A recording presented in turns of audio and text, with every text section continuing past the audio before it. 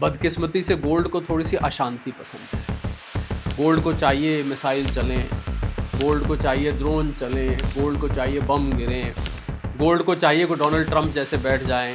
तो गोल्ड को ये सब चाहिए। इस वक्त इजराइल हमास का तो चल ही रहा है, आप देख रहे हैं। रशिया यूक्रेन, ट्रंप साहब आए थे। इधर आप देखें चाइना और अमेरिका के बीच में कोल्ड वॉर बहुत पहले से चल रहा है। अमेरिका ने धमकी दी अफगानिस्तान को, उनका एक बगराम पोर्ट है वापस चाहिए।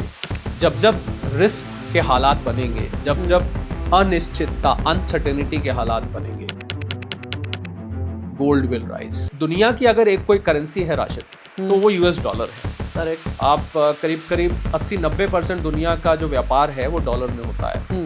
अब सवाल ये उठता है कि ट्रंप साहब की पॉलिसीज की वजह से अगर कल को डॉलर फेल हो जाता है तो दुनिया के लिए करेंसी क्या बचती है? बड़ा खतरा आने वाला है कि पहले से ही गोल्ड रिजर्व अपने पास में हम सेफ्टी मेजर के तौर पे रखें। एग्जैक्टली। अमेरिका ने 8,000 टन से भी ज्यादा इकट्ठा कर लिया। चाइना ने, ऐसा माना जाता है, दूसरा बड़ा भंडार 5,000 टन का इकट्ठा कर लिया है। जर्मनी, इटली, इन्होंने भी माना जाता है 3,000 टन, किसी ने 2,000 टन। आज इंडिया की करें, इंडिया में करीब 800-900 टन के बीच में रिजर्व बैंक ने इकट्ठा कर लिया। माना जाता है राशिद, मैं ऐसा आपको नंबर बताने जा रहा हूँ जो कि शायद ऑफिशियली अवेलेबल नहीं है, तो इसकी पुष्टि तो नहीं हो सकती, पर ये नंबर ठीक है क्योंकि ये कई अंतर्राष्ट्रीय एजेंसियों ने भी इस नंबर पर मोहर लगाई है कि 25,000 टन गोल्ड इस समय भारत के हाउस होल्ड में है। कि शेयर बाजार को मैं क्या समझूं? नंबर 1, क्या मुझे जुआ समझना चाहिए? क्या मुझे इकोनॉमी का बैरोमीटर समझना चाहिए, या फिर समझदारी से कमाई करने वाला एक टूल, एक investment tool? Securities Exchange Board of India जी, सेबी का एक डेटा में बताता हूँ कि जो लोग ट्रेडिंग करते हैं स्पेकुलेशन में, उसमें से 100 में से 89 लोग पैसे गवा चुके हैं। अगर आपके व्यूअर्स, फॉलोअर्स, सब्सक्राइबर्स में से कोई 20-20, 25, 50-50, 100-100 करोड़ का मालिक है तो फिर मैं अपनी बात वापस ले सकता हूँ। सिक्के से पैसा, पैसे से नोट, नोट से रुपया और रुपए से गड्डी, यही ख्वाब देखते हैं ना आप? या फिर शायद ख्वाब के अल्फाज बदल जाया करते हैं जब आप हजारपति से लखपति, लखपति से करोड़पति, अरबपति और खरबपति बनने का सपना देख बैठते हैं। लेकिन इस ख्वाब के बीच आता है एक सौदागर, वो सौदागर जो इंटरनेट पर, यूट्यूब पर आकर के आपको ये ख्वाब दिखाते हैं कि बस इतने दिन में इतना पैसा लगाओ, बन जाएंगे करोड़पति। लेकिन मेरे पास में है एक जादूगर। बहुत ज्यादा भूमिका बांधूंगा नहीं, अगले 1.25 घंटे आपको पैसे किस तरह से बनाने हैं, कमाने हैं और खर्च करने हैं, पैसे किस तरह से बचाने हैं और कहां से आपको बच जाना है। तो पैसों के एक ऐसे ही जादूगर को मैं अपने इस पॉडकास्ट में लेकर के आया हूं, जिनका नाम है शरद कोहली। शरद कोहली को आप आज से नहीं बल्कि पिछले कम से कम 2 दशक से जानते हैं। Gold, SIP, SWP, share market, mutual fund, plot, flat, जहां पर देश की इकॉनमी जा रही है, इन्वेस्टमेंट कहां पर होना चाहिए, पैसे कहां से बनाएं, कहां से निकाल लें, कहां से ROI कमा लें, कब, किस उम्र में कितने पैसे कहां पर इन्वेस्ट करें, और साथ ही आपका पोर्टफोलियो कैसा डेवलप होना चाहिए। शरद जी मेरे साथ में हैं। शरद जी, थैंक यू सो मच, अपना बेशकीमती समय आपने दिया है। वैसे भी आप एक सेंसेशन हैं टेलीविजन और डिजिटल मीडियम दोनों के। शुक्रिया, बहुत बहुत शुक्रिया आपके अल्फाजों के लिए, और आपके चैनल के सभी फॉलोअर्स, व्यूअर्स और सब्सक्राइबर्स को मेरा सादर प्रणाम। मैं शुरुआत करना चाहूँगा गोल्ड से। गोल्ड के बारे में एक बात कहते हैं कि गोल्ड कभी डूबता नहीं और कभी आपको डुबोता नहीं। आज की तारीख में लगभग 10 ग्राम 1.25 लाख के करीब आकर के पहुंच गया है, जो कहीं रुकने का नाम नहीं ले रहा। क्या गोल्ड यहाँ पर रहेगा, इससे आगे जाएगा, इससे पीछे आएगा? अगर कोई ब्रेक आने वाला है तो आम आदमी क्या करे? बिल्कुल, आपने एक ऐसे एसेट क्लास का नाम लिया है जो कि इस वक्त वाकई सबसे तेज़ी से बढ़ने वाला है, और 1.25 लाख तो नहीं, पर हाँ 1,15,000 के आसपास ज़रूर पहुंच चुका है। 1.25 भी पहुंचते मुझे लगता है देर नहीं लगने वाली है। और गोल्ड को अगर समझना है तो मुझे लगता है कि क्या चीज़ इसको चलाती है, अगर हम उसको समझ लें तो आपको पता लग जाएगा कि गोल्ड क्यों चल रहा है और आगे कैसा जाएगा। और बदकिस्मती से गोल्ड को थोड़ी सी अशांति पसंद है। गोल्ड को चाहिए मिसाइल चलें, गोल्ड को चाहिए ड्रोन चलें, गोल्ड को चाहिए बम गिरें, गोल्ड को चाहिए कि डोनाल्ड ट्रंप जैसे बैठ जाएं। तो गोल्ड को ये सब चाहिए। तो अब इसके फैक्टर्स को देखें, ये तो रही एक ब्रॉड पिक्चर की बात। तो गोल्ड किन फैक्टर से चलता है उसको हम जल्दी से देख लेते हैं। मुझे लगता है आपके सारे सब्सक्राइबर्स के लिए वो काम की बात होगी, क्योंकि फिर आपको गोल्ड की प्राइस देखने की जरूरत नहीं है। आप ये फैक्टर्स अगर आपको आते दिखेंगे तो आप मान लीजिएगा कि गोल्ड तो आगे भागेगा ही भागेगा। अच्छा। तो आपको एक एंट्री पॉइंट मिल जाएगा जहां से आप निवेश कर सकते हैं। सबसे पहला होता है जियोपॉलिटिकल टेंशंस, यानी कि दो मुल्कों के बीच में, दो देशों के बीच में जब लड़ाई छिड़ती है, और इस वक्त इजराइल हमास का तो चल ही रहा है, आप देख रहे हैं। रशिया यूक्रेन, ट्रम्प साहब आए थे, बोलते थे मैं 24 घंटे में रुकवा दूंगा, और नतीजा ये हुआ है कि आज वो और ज़्यादा घमासान हो चुका है। बल्कि आज जब हम बात कर रहे हैं तो यूरोप और रशिया का टकराव बहुत दूर नहीं लग रहा है। नेटो और रशिया का टकराव, नॉर्थ रशिया में कुछ कंट्रीज हैं जिनको हम बाल्टिक कंट्रीज कहते हैं, उसको स्कैंडिनेवियन पेनिनसुला भी कहते हैं, जहाँ पे डेनमार्क, स्वीडन, फिनलैंड, नॉर्वे, ये 4-5 कंट्रीज आती हैं। ये रशिया से बहुत नज़दीक हैं। तो इस समय हालत एस्टोनिया है, पोलैंड जो कि बिल्कुल यूक्रेन के साथ है। तो कुछ इस तरह के हालात बन गए हैं कि ऐसा लग रहा है कि बहुत हैरानी नहीं होगी कि ये जो रशिया यूक्रेन की लड़ाई है ये बढ़ के नेटो और रशिया के ऊपर आ जाए। और हम रशिया जानते हैं कि दुनिया का सबसे ज़्यादा न्यूक्लियर वेपन्स वाला मुल्क है। ठीक है। तो इसको देखते हुए मुझे नज़र आ रहा है कि जियोपॉलिटिकल टेंशंस बढ़ रही हैं। और इधर आप देखें, चाइना और अमेरिका के बीच में कोल्ड वॉर बहुत पहले से चल रहा है। अमेरिका ने धमकी दी अफगानिस्तान को, उनका एक बगराम पोर्ट है, हम वापस चाहिए। तो उन्होंने इस स्टाइल से कहा ये हाथ मुझे दे दे ठाकुर, उस स्टाइल में उन्होंने कह दिया ये पोर्ट हमें दे दे ठाकुर। अफगानिस्तान ने मना कर दिया। तो हो सकता है वो ज़बरदस्ती अमेरिका करे, ट्रम्प साहब करें कि हमें वापस चाहिए क्योंकि हमने बनवाया था ये वगैरह। वो वहाँ बेस चाहता है चाइना को काउंटर करने के लिए। तो इन सबको हम कहते हैं जियोपॉलिटिकल टेंशंस, यानी कि जब मुल्कों के बीच में, देशों के बीच में लड़ाइयाँ हो रही हो या होने की पॉसिबिलिटी हो, गोल्ड के लिए ये बहुत बड़ा फैक्टर बन जाता है भागने के लिए। क्योंकि जब जब रिस्क के हालात बनेंगे, जब जब अनिश्चितता, अनसर्टेनिटी के हालात बनेंगे, गोल्ड विल राइज। पहला रीज़न। दूसरा रीज़न है कि अमेरिका का, आप कुछ भी कहिए, अमेरिका जैसा भी है, जो भी है आजकल जो हालात हैं, पर अभी भी फाइनेंशियल किंग दुनिया का अमेरिका है। ठीक है। तो वहाँ पर उनके सेंट्रल बैंक को फेड कहते हैं, जैसे हमारे यहाँ रिजर्व बैंक कहते हैं, उनको फेड कहते हैं। ठीक है। फेडरल रिजर्व बोलते हैं, शॉर्ट में फेड कह देते हैं। तो जब जब फेड रेट गिराता है तो रेट गिराने से क्या होता है, गोल्ड चढ़ता है। क्योंकि जिन लोगों ने बड़ा इन्वेस्टमेंट किया होता है वहाँ के ट्रेजरी बॉन्ड्स में, 10 साल के, 20 साल के, 30 साल के, वो वहाँ से हटा के उसको गोल्ड में इन्वेस्टमेंट में ले आते हैं। ठीक है। तीसरा रीज़न ये है कि दुनिया की अगर एक कोई करेंसी है राशिद, तो वो यूएस डॉलर है। करेक्ट। आप करीब करीब 80-90% दुनिया का जो व्यापार है वो डॉलर में होता है। उधार जो दुनिया भर में लिया जाता है वो डॉलर में लिया जाता है। एक्सचेंज रेट ट्रेडिंग होती है ज़्यादातर करीब 60-70% डॉलर में होती है। तो अब सवाल ये उठता है कि ट्रम्प साहब की पॉलिसीज की वजह से अगर कल को डॉलर फेल हो जाता है तो दुनिया के लिए करेंसी क्या बचती है? बाकी कोई करेंसी इतनी ज़्यादा, अगर मैं हिंदी में शुद्ध कहूँ तो प्रचलित नहीं है, यानी कि इतनी ज़्यादा जगह चलती नहीं है। ठीक है। उसके बाद अगली करेंसी डॉलर आती है, गोल्ड आती है। क्योंकि अगर डॉलर चला गया तो गोल्ड अपने आप, इनफैक्ट आपको तो शायद याद नहीं होगा, बहुत पहले गोल्ड स्टैंडर्ड चलता था। गोल्ड स्टैंडर्ड का मतलब होता था कि आप किसी करेंसी की वैल्यू किस आधार पर डिसाइड की जाती है। ठीक है। जो जिस देश के पास जितना गोल्ड होता था उस देश की करेंसी उतनी मजबूत होती थी। तो ये गोल्ड स्टैंडर्ड वापस आने की उम्मीद है अगर डॉलर फेल हो जाता है। तीसरा बड़ा रीज़न, और ये बहुत बड़ा रीज़न है, ये ऐसा रीज़न है जो लोगों के सामने नहीं आता। लड़ाइयाँ तो फिर भी सुनाई में आ जाती हैं, टीवी पे आपको और मिसाइलें चलती दिखाई भी देंगी, कुछ चैनल तो खाली मिसाइलें ही दिखाते रहते हैं। ये रीज़न है कि दुनिया भर के जो सेंट्रल बैंक्स है, जैसे भारत में रिजर्व बैंक है और अमेरिका में फेडरल रिजर्व है, इंग्लैंड में बैंक ऑफ इंग्लैंड है, ये लगातार पिछले 2-3 सालों से गोल्ड की बेतहाशा खरीद कर रहे हैं। अच्छा, इकट्ठा करते जा रहे हैं।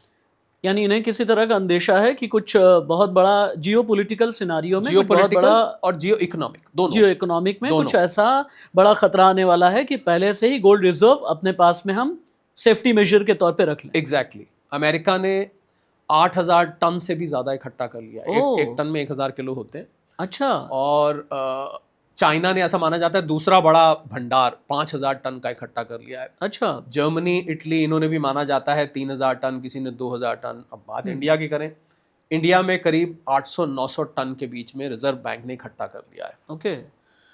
और ऐसा मानते हैं राशिद कि आज तक दुनिया में कितना गोल्ड है, सारी दुनिया का गोल्ड आपके हमारे घर का, बाहर इंडिया में तो वैसे ही गोल्ड की पुराने शौक रहा है। आप यहाँ पर घर में लेडीज़ हैं, अपने पुराने सासू माँ के दिए हुए हार, झुमके, कड़े और करधनी, कहीं जहाँ जहाँ जो है वो संभाल के लॉकर में, अलमारी के पीछे, भगवान के मंदिर के पीछे, गद्दे के नीचे। हाँ। तो लोगों का अपना अपना रखने का रिवाज है और मुसीबत के वक्त वो काम आता है। माना जाता है राशिद, मैं ऐसा आपको नंबर बताने जा रहा हूँ जो कि शायद ऑफिशियली अवेलेबल नहीं है, तो इसकी पुष्टि तो नहीं हो सकती, पर ये नंबर ठीक है क्योंकि ये कई अंतर्राष्ट्रीय एजेंसियों ने भी इस नंबर पर मोहर लगाई है कि 25,000 टन गोल्ड इस समय भारत के हाउस होल्ड्स में है। अच्छा। तो आज तक दुनिया भर में जितना भी गोल्ड माइन हो चुका है, गोल्ड आपको पता माइनिंग से आता है, ये आप आरबीआई गोल्ड रिजर्व से अलग कह रहे हैं। आरबीआई का तो 800-900 टन है। हाँ, यानी आप हिंदुस्तान के घरों में जो रखा हुआ सोना किसी भी फॉर्म में है वो 25,000 टन। आप सोचिए, अमेरिका का सबसे बड़ा जो गोल्ड रिजर्व है वो 8,000 टन है, और भारत के घरों में ऐसा हाउस होल्ड, यहाँ पर करीब 27 करोड़ हाउस होल्ड है। यानी हिंदुस्तान सोने की चिड़िया ही नहीं बल्कि सोने का शेर हो गया है। सोने की खान है। एक बात बताइएगा, मुझे बड़ा इंटरेस्ट आ रहा है और आप जिस तरीके से बता रहे हैं, एक तो आपका बताने का तरीका जो होता है ना, बिल्कुल ऐसा लगता है कि कोई बड़ी बड़ी खूबसूरत सी कोई कहानी हम सुन रहे हो। एक चीज़ समझाइएगा मुझे, आपने कहा कि सोने को अशांति बहुत पसंद है, यानी सोना एक ऐसा शरारती इंस्ट्रूमेंट है, यानी असेट है जो पसंद ये करता है कि जितनी खुराफात दुनिया भर में चलती रहे। अब खुराफात के नाम पर आपने कहा युद्ध, बिल्कुल ठीक बात है भाई, इजराइल और हमस के बीच, चाइना तिब्बत के बीच, इंडिया पाकिस्तान के बीच, उधर रशिया और यूक्रेन के बीच, इतने वॉर फ्रंट ओपन है। और इसके अलावा कुछ ऐसे भी वॉर फ्रंट हैं जो वर्चुअली ओपन है। इसके अलावा ट्रंप की टैरिफ पॉलिसी, और ये लेकिन अभी रुकने का नाम नहीं ले रहे हैं। तो क्या ये माना जाए कि इस साल के अंत में या अगले साल की शुरुआत तक ये सोना प्रति 10 ग्राम 1.5 लाख तक भी पहुंच जाएगा?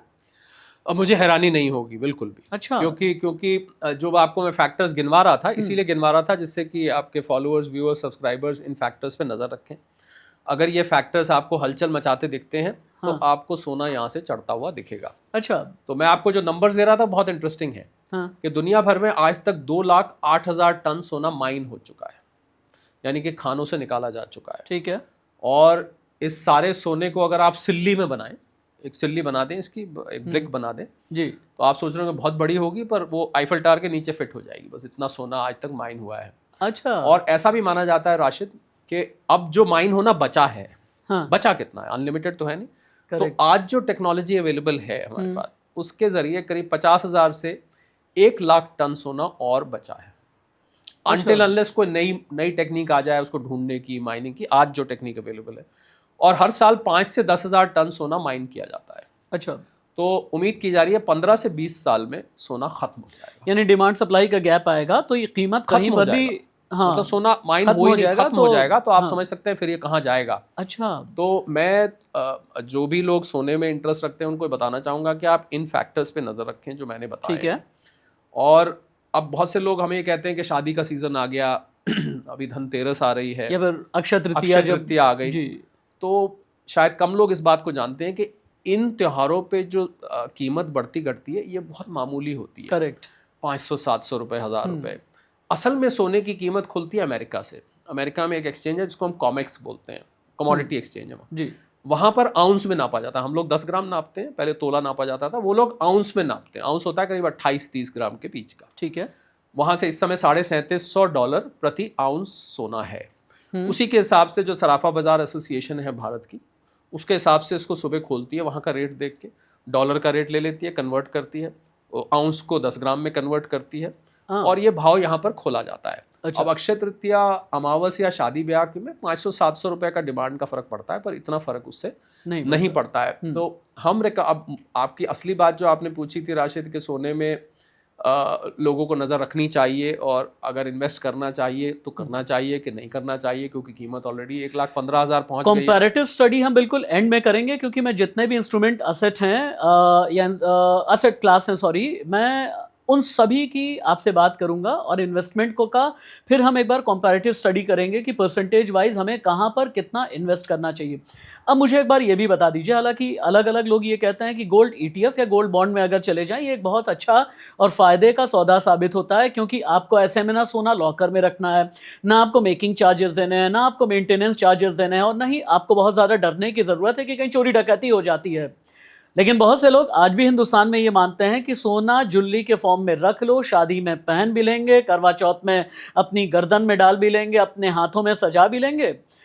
इसलिए सोने को हमेशा ज्वेलरी की फॉर्म में ही खरीदा जाना चाहिए। सोना मैं दिल से खरीदूं या दिमाग से खरीदूं? देखिए, ज्वेलरी के फॉर्म में इन्वेस्टमेंट वाला तो नहीं रखना चाहिए। अच्छा।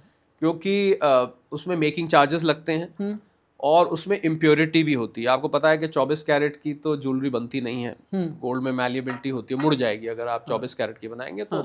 22 कैरेट की बनती है, कहीं 18 कैरेट की बनती है, आजकल तो 14 कैरेट की भी बन रही है, 9 कैरेट की भी बनती है जिसमें और मिक्स करा जाता है। जी हाँ। तो इन्वेस्टमेंट के लिए ज्वेलरी नहीं है। इन्वेस्टमेंट अगर आपको करना है तो 2-3 जरिए हैं, मैं बता देता हूँ। पहला जरिया है आप ETF जो आपने जिक्र किया, इसको एक्सचेंज ट्रेडेड फंड्स कहते हैं। बॉन्ड्स आजकल बंद हो गए हैं, सॉवरेन गोल्ड बॉन्ड्स बोला जाता था, वो बंद हो चुके हैं। अब इंडियन गवर्नमेंट नहीं निकाल रही है उसको, उसके पीछे कुछ टेक्निकल रीजंस हैं। वो एक लॉस मेकिंग प्रोपोजिशन बन गया था गवर्नमेंट के लिए, इंपोर्ट्स बढ़ गए थे गोल्ड के और कीमत बढ़ने की वजह से उनको रिडेम्पशन में सरकार को पैसा ज़्यादा देना पड़ रहा था। तो सॉवरेन गोल्ड बॉन्ड्स अब है नहीं, ETF रह गया है।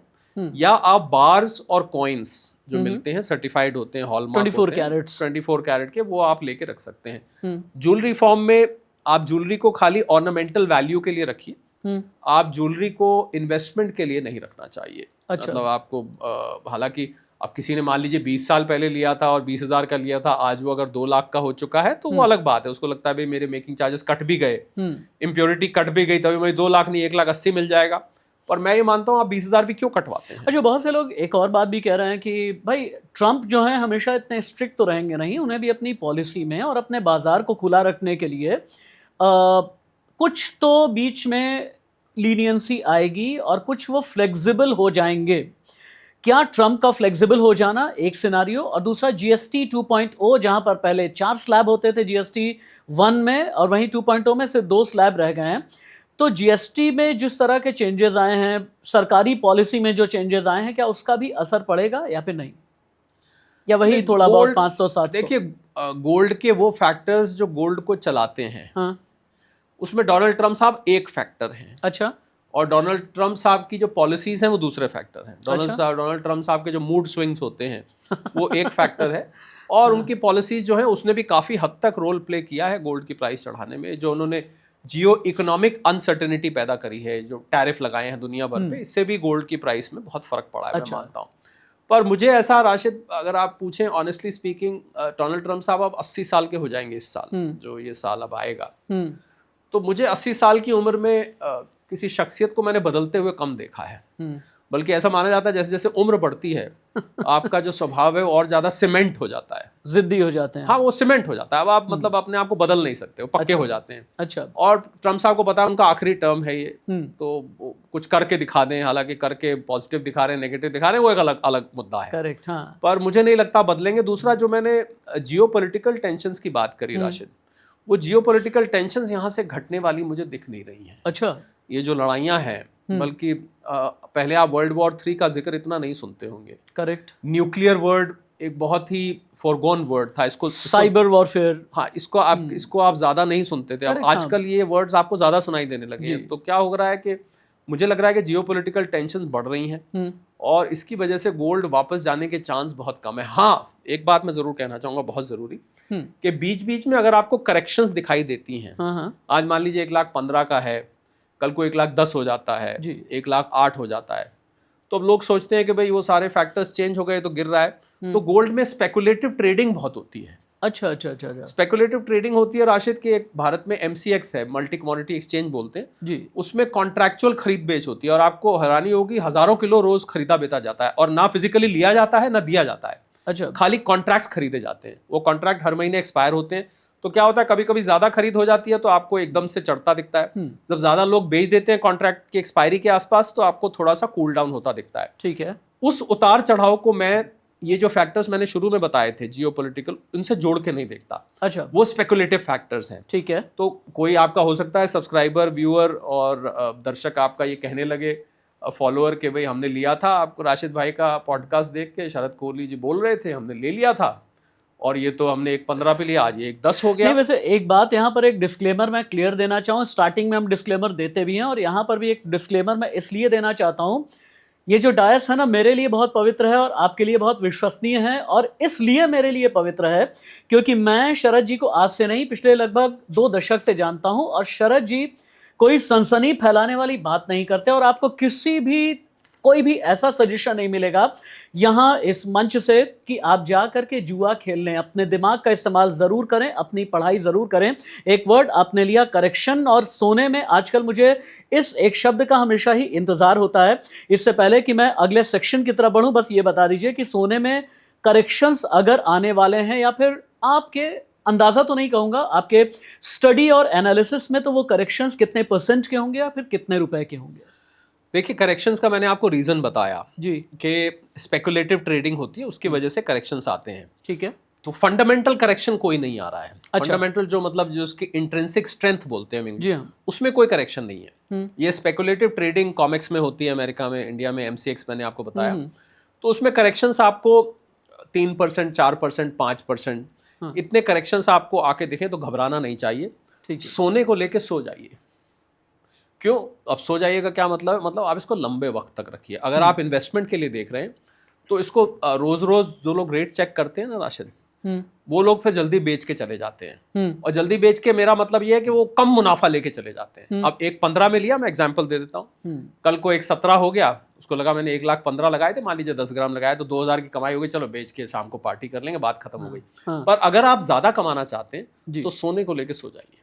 कितने साल? इसको लंबे, और पहले ये सोना 5 साल का होता था। अच्छा। अब तो आप 1-2 साल के लिए ही सो जाएंगे अगर, तो मुझे लग रहा है आपका बहुत अच्छा खासा मुनाफा हो सकता है। पहले सेक्शन का मूल मंत्र लिख करके आप रख लीजिए, सोना लेकर के सो जाइए। सो जाइए का मतलब यह है कि पेशेंस के साथ में इंतजार कीजिए कि अच्छा रिटर्न आपको मिले। अगले सेक्शन में मैं शेयर बाजार को लेकर आपसे बातचीत करना चाहूंगा।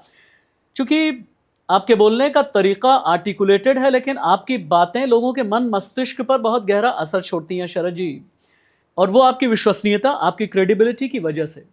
मैं समझना ये चाहता हूं, इससे पहले कि मैं शेयर बाजार में अंदर तक आपके साथ में जाऊं, समझना ये चाहता हूं कि शेयर बाजार को मैं क्या समझूं। नंबर 1, क्या मुझे जुआ समझना चाहिए? क्या मुझे इकोनॉमी का बैरोमीटर समझना चाहिए? या फिर समझदारी से कमाई करने वाला एक टूल, एक इन्वेस्टमेंट टूल? बहुत अच्छा आपने डिफाइन किया शेयर मार्केट को। तीनों ही समझना चाहिए। जुआ भी? तीनों समझना चाहिए। एक अच्छा। एक करके लेते हैं। पहले आपने जुए का जिक्र किया। अगर आप बहुत शॉर्ट टर्म शेयर मार्केट में काम कर रहे हैं, मैं तो ऐसे को जानता हूं, अभी मान लीजिए दिन के 12 बजे हैं, 12:15 पे बेच देते हैं। 12 बजे खरीदा, 12:15 पे बेच दिया। आज खरीदा, कल बेच दिया। आज खरीदा, 2 दिन बाद बेच दिया।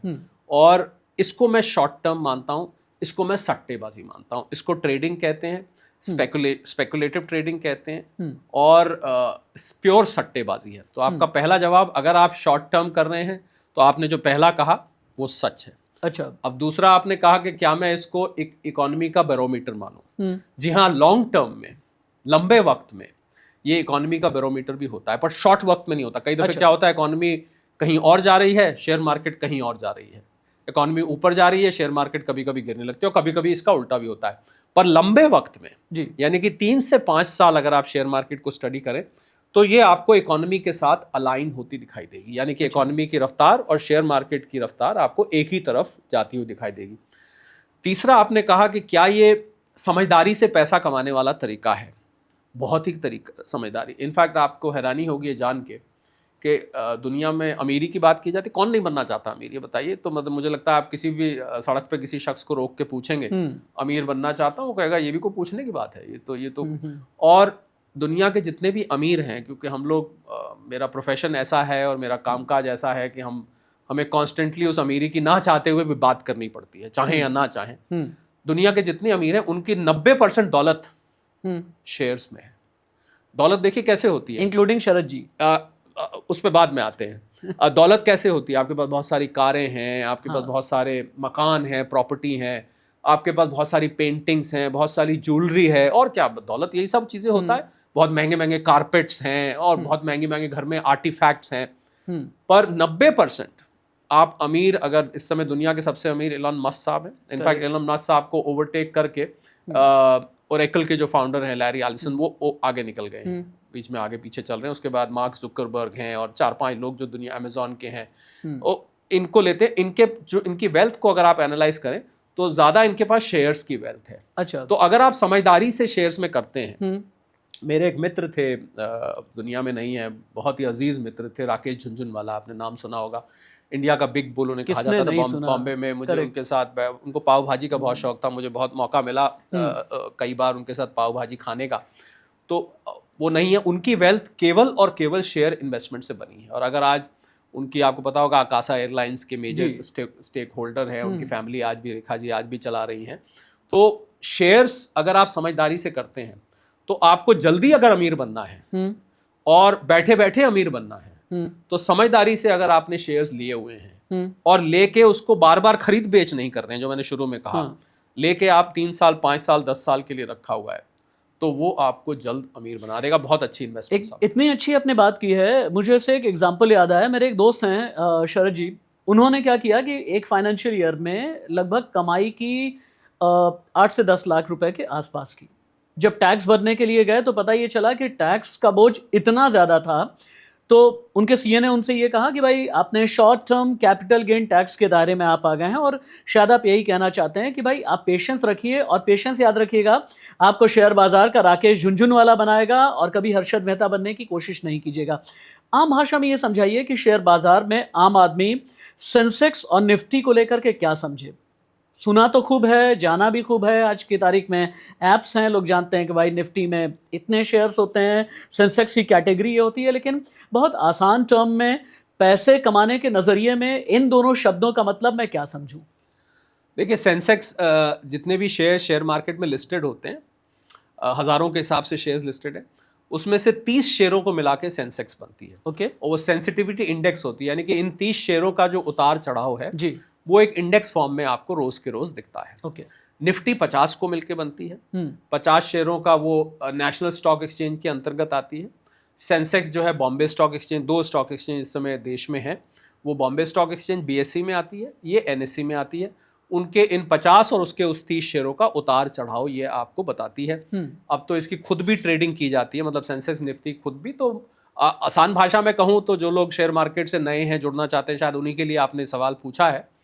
तो आपको ये बताती है कि आज शेयर मार्केट का हाल कैसा है। आज ज़्यादातर शेयर, हालांकि कभी कभी होता है कि निफ्टी नीचे होती है पर ज़्यादातर शेयर्स ऊपर होते हैं, ऐसा कभी कभी होता है जी। सेंसेक्स ऊपर है पर ज़्यादातर शेयर्स नीचे हैं, क्योंकि ये केवल 30 शेयर बताती है, वो 50 शेयर पर ये मेन शेयर बताती है। बड़े बड़े शेयर कम होता है। जनरली ये आपको शेयर मार्केट का मूड और सेंटिमेंट बता देती है। तो इसके जरिए आप पता लगा सकते हैं कि आज शेयर मार्केट में कैसा कारोबार हुआ, आज ज्यादातर लोगों ने खरीदे या ज्यादातर लोगों ने बेचे। ये ग्रीन में बंद हुई या रेड में बंद हुई, 2 कलर से जाना जाता है। तो शेयर मार्केट में देखिए, लंबे वक्त के लिए अगर आप रह रहे हैं तो शेयर मार्केट आपके लिए है। ठीक है। अगर आप ट्रेडिंग करने आए हैं तो ट्रेडिंग में सेबी आप जानते होंगे, securities Exchange Board of India, SEBI का एक डेटा मैं बताता हूँ जो आपके सभी लोगों के लिए काम का होगा, कि जो लोग ट्रेडिंग करते हैं स्पेकुलेशन में, उसमें से 100 में से 89 लोग पैसे गवा के जाते हैं। अच्छा, ध्यान दीजिएगा, 100 में से 89 लोग पैसे गवा के जाते हैं अगर आप ट्रेडिंग कर रहे हैं, स्पेकुलेशन कर रहे हैं, सट्टेबाजी कर रहे हैं। हाँ। पर अगर आप इन्वेस्टमेंट कर रहे हैं, हाँ, तो लंबे वक्त में मैंने लोगों को कहां से कहां पहुंचते देखा है। आप कहें तो मैं आपको 2 मिनट का एक एग्जाम्पल मेरी जानकारी में था, बता दूं। बैंगलोर के एक हमारे जानकार थे, मेरे दोस्त के जानने वाले थे, डायरेक्ट नहीं जानते थे। मैं उस टाइम पढ़ रहा था, मुझे याद है, उनके दादाजी ने उन्हें इन्फोसिस के 100 शेयर गिफ्ट किए थे। अब उस समय इन्फोसिस जब खुली थी, जब नारायण मूर्ति जी ने शुरू किया था, उन्होंने कहा होगा क्या कागज़ का टुकड़ा है। उन्होंने उठा के, चलो दादाजी ने दिया है तो भाई ऐसे तो नहीं फेंकना चाहिए, उन्होंने उठा के अलमारी में अपने कोने में उसको डाल दिया। आप मानेंगे नहीं, 2018-19 में या शायद कोविड के जस्ट पहले उन्होंने उन शेयर्स को निकाले। वो भूले हुए शेयर्स, जो भूल चुके थे, 600 करोड़ रुपए के हो चुके थे। 600 करोड़ रुपए के, यानी कि उनके जिनके वो दादाजी थे उनकी आगे की और कई जनरेशंस को मुझे लगता है Shocking. कामकाज करने की जरूरत नहीं थी। तो लंबे वक्त के लिए अगर शेयर, अच्छे शेयर रखे जाएं तो ये जादू कर सकते हैं। अच्छे शेयर की आपने बात की। शेयर मार्केट चलता है किससे? सेंटिमेंट से। ज़्यादातर हिंदुस्तानी शेयर मार्केट सेंटिमेंट से चलते हैं, बल्कि ग्लोबली भी हमने यही देखा है। मुझे ये समझाइएगा, हालांकि एक जिम्मेदार पॉडकास्टर और ब्रॉडकास्टर दोनों होने के नाते मैं किसी स्पेसिफिक शेयर की बात कभी भी नहीं करता, लेकिन हाँ, मैं सेक्टर की बात आपसे ज़रूर पूछूंगा। कौन सा सेक्टर वोलेटाइल है, कौन सा सेक्टर अच्छा चल रहा है, किस सेक्टर में आगे चल करके फिसलन है, कौन सा सेक्टर स्टेबल होने वाला है। क्योंकि कई अलग अलग सेक्टर सामने आते हैं, कभी ऑटोमोबाइल की कोई बात करता है, pharma, IT sector, real estate. किस सेक्टर में टिकने का वक्त है हिंदुस्तान की हालत देख के और ग्लोबली जो कुछ भी चल रहा है? देखिए, हिंदुस्तान की जो ग्रोथ स्टोरी है राशिद, वो अच्छी है। और हिंदुस्तान की ग्रोथ स्टोरी में जो भी इन्वेस्ट कर रहा है, पर शर्त वही है साथ में कि लंबे वक्त के लिए। अगर आप छोटे टाइम के लिए आ रहे हैं तो ये जो भी मैं कुछ कह रहा हूं उसमें आप अपने कान बंद कर लीजिए। अच्छा। अगर आप लंबे वक्त के लिए आ रहे हो, और यहाँ पर लंबा वक्त 1-2 साल नहीं है। याद है, सोने में मैंने आपको 1-2 साल कहा। जी हाँ। यहाँ पर लंबा वक्त में 5 से 10 साल की बात कर रहा हूँ। यानी शेयर लेके 5 से 10 साल सोना 5 से 10 साल आप उसको रखिए, अच्छे शेयर्स लेके रखिए। और जहाँ से सेक्टर्स की बात है, भारत, क्योंकि भारत की आबादी 140-45 करोड़ इस वक्त है, और भारत की जो इकोनॉमी है 60% वो कंजम्पशन से बनती है। हाँ। यानी कि हम और आप जब जाके खरीद करते हैं, दुकानों से सामान खरीदते हैं, 60% उससे बनाती है।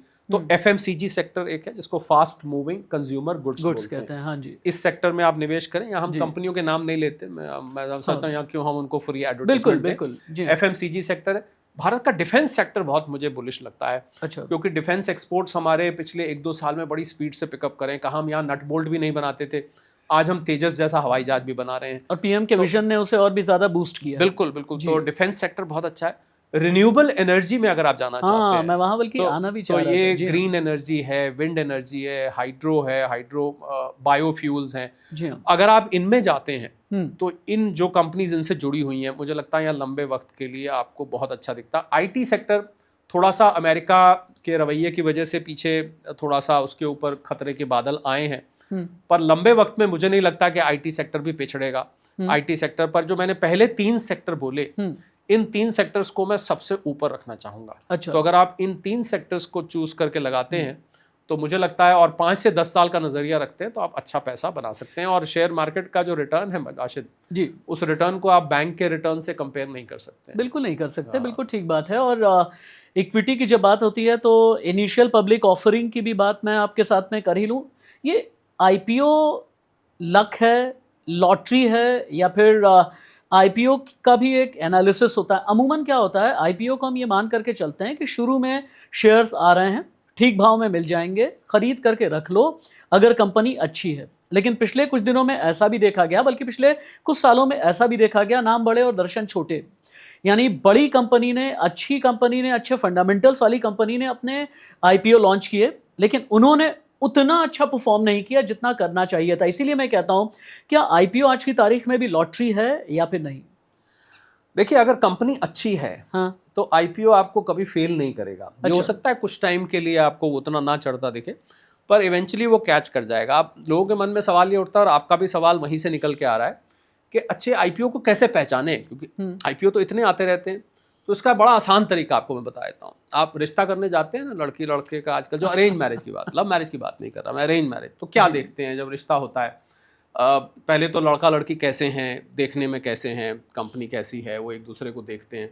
उसके बाद पीछे परिवार कैसा है, खानदान ठीक है, कहीं कितने पढ़े लिखे हैं, कितने पढ़े, खानदान कैसा है, खानदानी है, वही कोई उनके ऊपर दाग तो नहीं है, कोई पीछे पता लगे कोई क्रिमिनल निकल आया या कुछ ऐसा चक्कर तो नहीं है। ये दूसरी बात आप ये देखते हैं। तीसरा देखते हैं आप लड़का या लड़की कितना कमाता है, भाई कुछ 4 पैसे भी चाहिए, परिवार चलाना है, फैमिली चलानी है।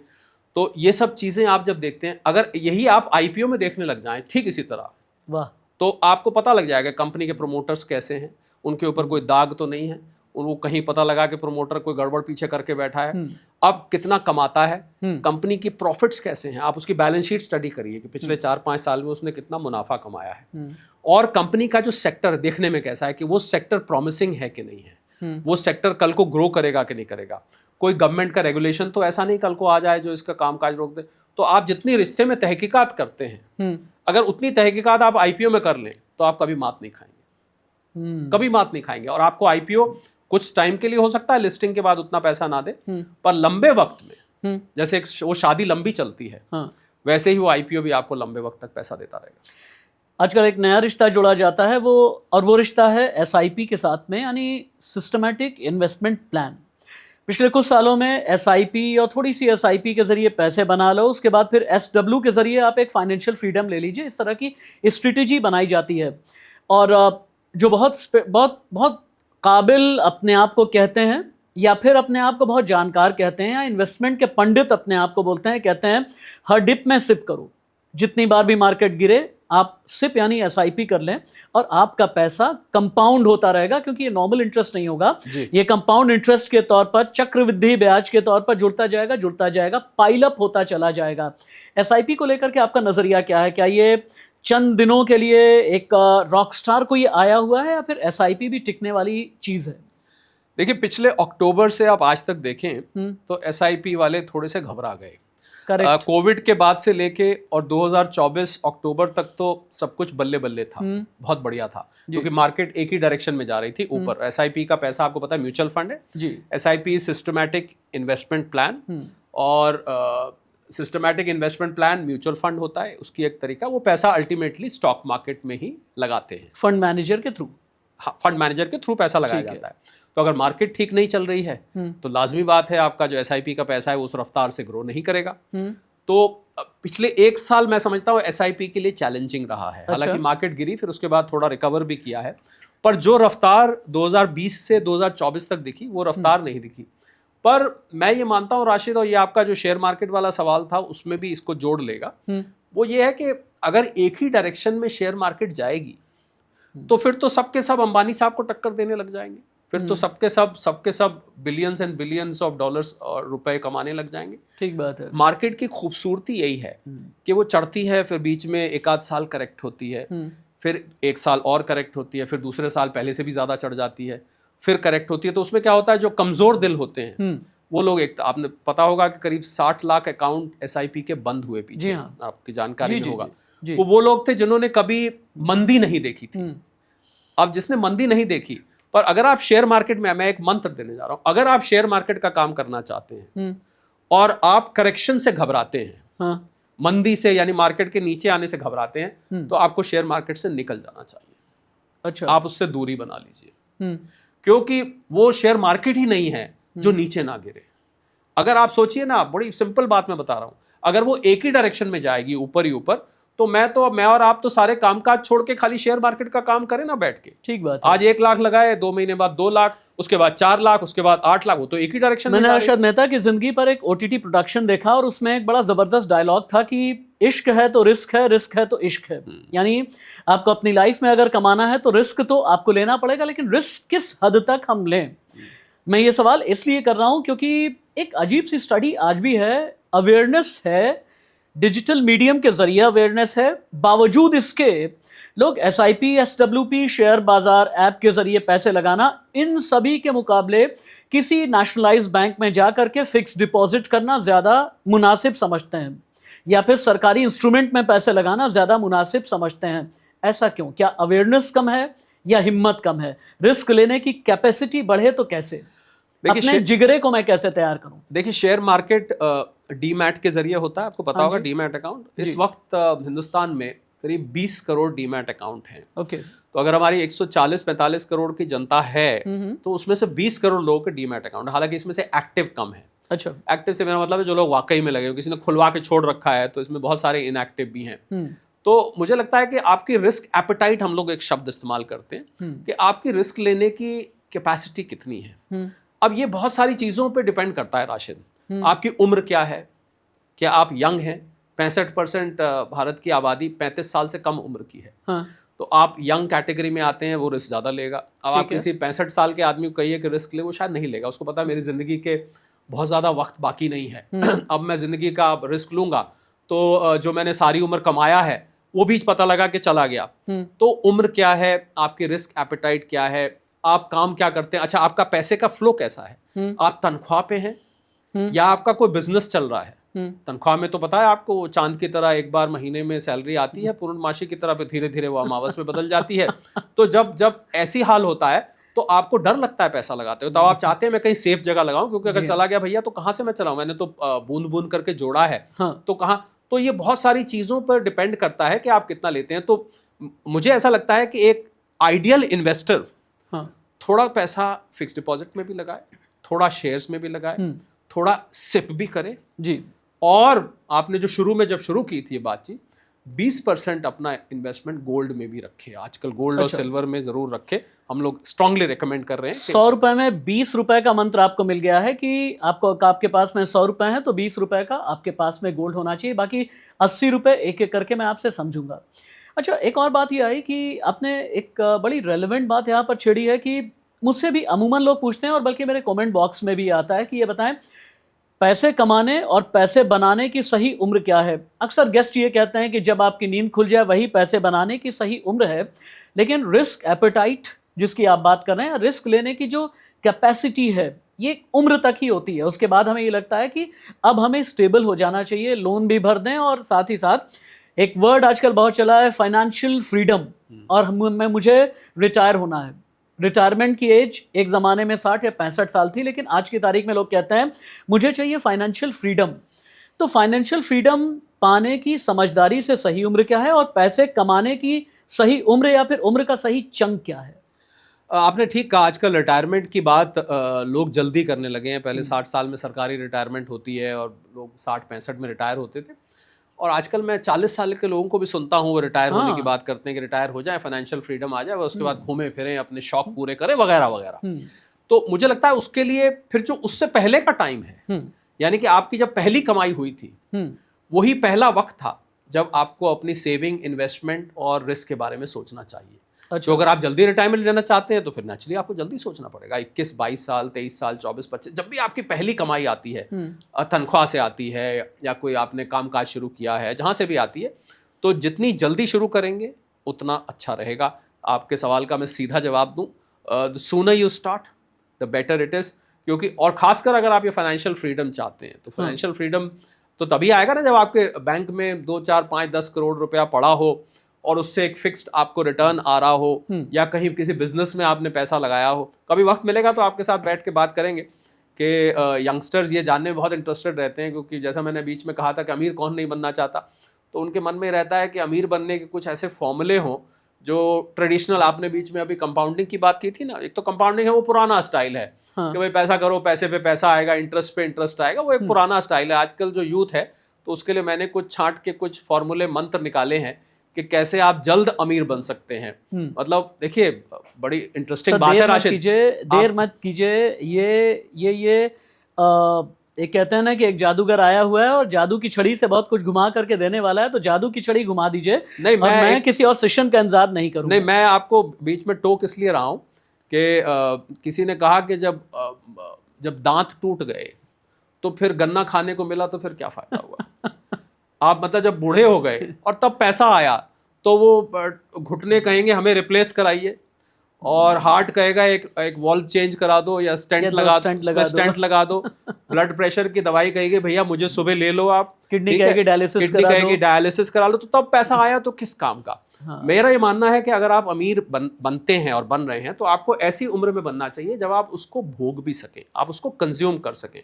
तो वो कभी मौका लगा तो कभी कोई सेशन आपके साथ करेंगे, खैर वो एक अलग डिस्कशन, आज का वो मुद्दा नहीं है। That's truly a fact sir, बिल्कुल ठीक बात है।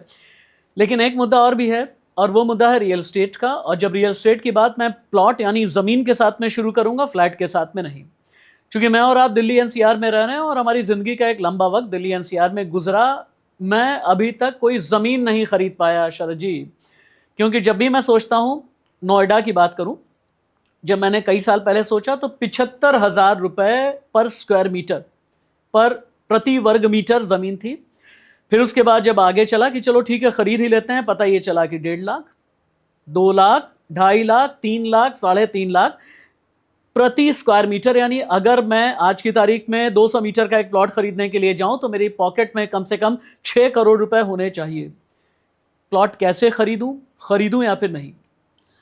बहुत अच्छी आपने बात करी और ये बिल्कुल ये भागती जाती हैं प्राइसेस। मुझे लग रहा है जो रियल एस्टेट की असली स्टोरी आने वाली है राशिद, वो टीयर 2 टीयर 3 सिटीज़ में आने वाली है। क्योंकि आपने दिल्ली एनसीआर की बात करी, मैं मुंबई की बात करूं, बेंगलुरु की बात करूं, दिल्ली में जो इंडिया में जो 3-4 मेट्रोज हैं बड़े बड़े, उनकी मैं बात करूं, तो वो अब सैचुरेशन पॉइंट पे आ चुके हैं। अच्छा। और वहाँ पर जो सिटी रिलेटेड प्रॉब्लम्स हैं, पोल्यूशन है, ट्रैफिक कंजेशन है, सिविक कम्युनिटीज़ की कमी है, इंफ्रास्ट्रक्चर में बार बार चरमरा जाता है, बारिश हो जाए ये हो जाए। मुझे लग रहा है टीयर 2 टीयर 3 सिटीज़ में अगर आप ये प्लॉट ढूंढें जो अच्छा। आपका ड्रीम प्लॉट है, तो आप ज़्यादा कमा सकते हैं। मैं टीयर 2 टीयर सिटीज़ में जैसे देहरादून है, जयपुर है, मतलब आप इन बड़े शहरों से बाहर निकल के जो नेक्स्ट लेवल है सिटीज़ का नीचे की तरफ, वहाँ आप ढूंढें। वहाँ पर मुझे लगता है रियल एस्टेट का बड़ा बूम अगले 5 साल में आने वाला है। इन बड़े शहरों की तो हालत यह है कि ये फटने को हो रहे हैं। और आपने ठीक कहा कि एक मिडिल क्लास आदमी की पहुंच से वो बाहर हैं। तो जब जो चीज़ पहुंच से बाहर हो उसको देखना ही क्यों है। आप यही अगर आपने 75,000 रुपये से अपनी बात शुरू की थी, 75,000 रुपये, तो आपको 75,000 रुपये गज में और 1 लाख रुपए गज में आपको टीयर 2 टीयर 3 सिटी में हो सकता है इससे बड़ा प्लॉट भी मिल जाए जो जी। तो मुझे लगता है कि जो असली ग्रोथ स्टोरी है रियल एस्टेट में, लैंड में, वो आपको इन सिटीज में देखने को मिलेगी। आपने बहुत एक अलार्मिंग साइन दिया है। आपने कहा कि फटने को तैयार हैं। क्या कोई 2013, 2014 या 15 जैसा रियल एस्टेट का कोई बबल है दिल्ली एनसीआर में? कोविड के बाद से एक बबल बना है, मैं इससे अच्छा। इनकार नहीं करूंगा। कोविड 2020 में जब गया यहाँ से, उसके बाद रियल एस्टेट में एकदम इतना बड़ा बूम आया है। खासकर आप दिल्ली एनसीआर की बात करें तो गुड़गांव है, नोएडा है, यहाँ पर आपने देखा होगा प्राइसेस जिस तरह से भागी हैं। और सप्लाई भी बहुत आई है, तो उससे मुझे लग रहा है कि थोड़ा सा बबल है जो कि बर्स्ट कर सकता है। अच्छा। और रियल एस्टेट की जो आप साइकिल है वो ऊपर नीचे जाती रहती है, उसमें करेक्शन आती है। तो करेक्शन आ सकती है, पर मुझे नहीं लगता कि आपको करेक्शन का वेट करना चाहिए कि आज अगर ये 3.5 लाख पहुंच गया है तो कल को ये 75,000 आ जाएगा। लैंड की प्राइसेस जनरली गिरती नहीं है। अच्छा। गिरती हैं फ्लैट्स की, अपार्टमेंट्स की, कंस्ट्रक्टेड एरिया की ज़्यादा गिरती हैं, लैंड की कम गिरती है क्योंकि लैंड की सप्लाई लिमिटेड है।